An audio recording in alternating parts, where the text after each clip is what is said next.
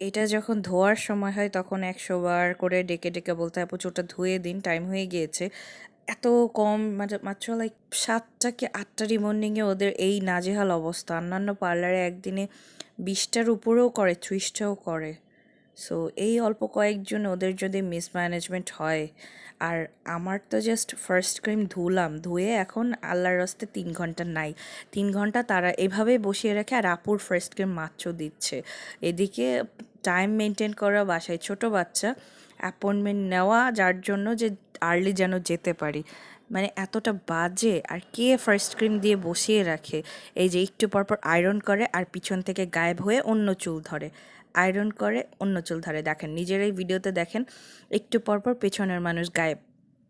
তা মানে একজন চুল দিয়ে চুল টানে, সেই চুলের হিট কি কখনো ভালো হয়? এখনো পর্যন্ত একজন ধরে টানছে, একজন পুরো চুলটা করলে